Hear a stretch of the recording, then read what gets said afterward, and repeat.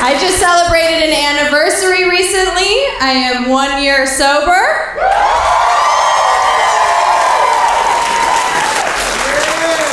I noticed that when I quit drinking, my husband started collecting expensive whiskey. Thought that was a little annoying. So I was like, babe, how come when I quit drinking, you started collecting whiskey? And he was like, I have been trying to collect it the whole time.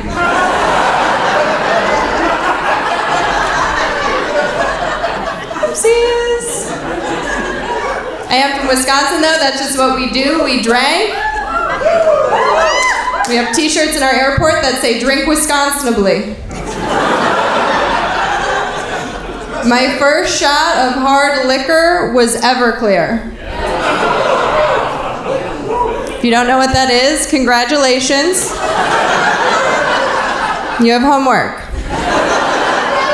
It's 190 proof grain liquor. And that being your first shot is a lot like losing your virginity to a traffic cone.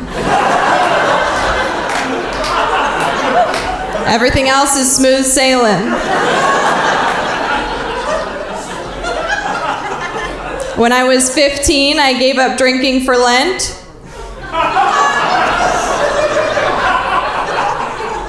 But that was too hard, so I gave up Catholicism instead.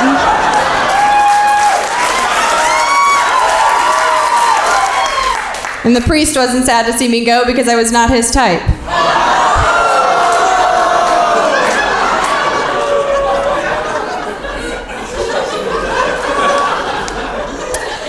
I did quit drinking, but I wasn't convinced in the beginning I was an alcoholic because you go to these AA meetings and you hear the craziest shit. Like the first one I was at, this woman was like, 7 years ago, I was giving myself an abortion in an alley with a water pick.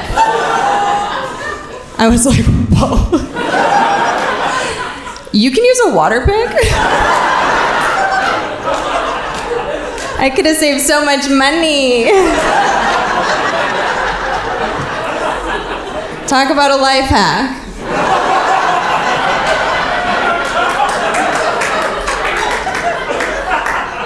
And if you drink a lot and you're not sure if you're an alcoholic, just pay attention, because the world will give you clues. One of my clues was a country music song called When I Taste Tequila. And the premise of the song is every time this guy tastes tequila, he thinks of one person. He thinks of his ex-girlfriend and all the fun times they had together.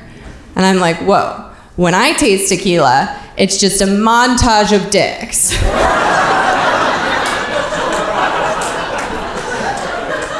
Just like the 2008 to 2011 Marquette men's basketball team. College was a blackout. In a couple of different ways.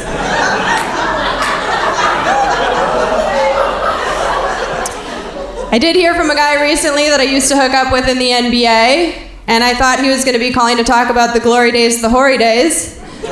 But instead he called to tell me that now he's a Jehovah's Witness, and I should repent.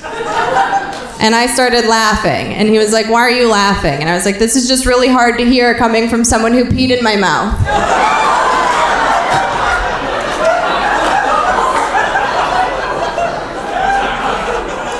And he was like, Brittany, this is life-changing stuff. And I was like, so is that threesome we had with your cousin Keith. I will say this, fucking a white guy's like eating a salad. You don't do it because it's the most filling option. You do it because it's good for you. My husband's white, so after we fuck, he's like, I'm a salad.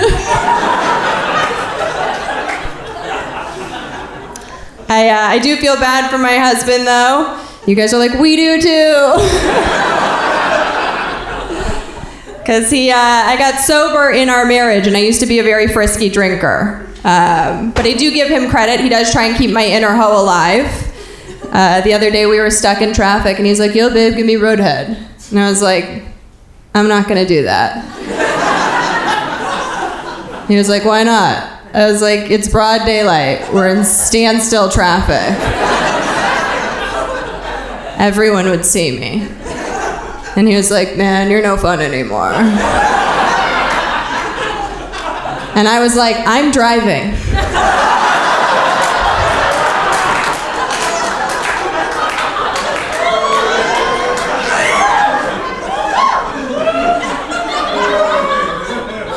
love my husband and I love being married, but I do feel like married sex gets a little boring.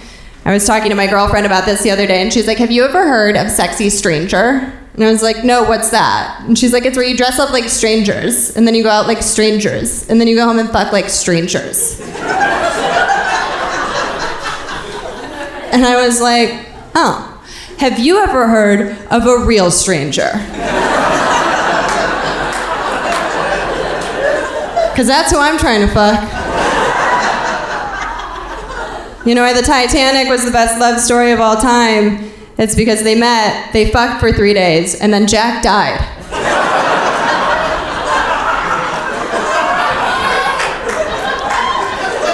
Sign me up for that cruise. I'll leave you guys with this. I feel like relationships are hard in general, even if you're not married, but I do think they're harder for girls, because as girls, you're raised being told all this fantastical shit about what your love life is going to be like.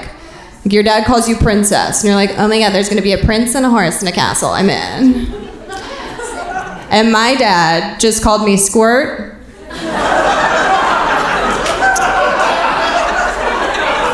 And I couldn't even live up to that.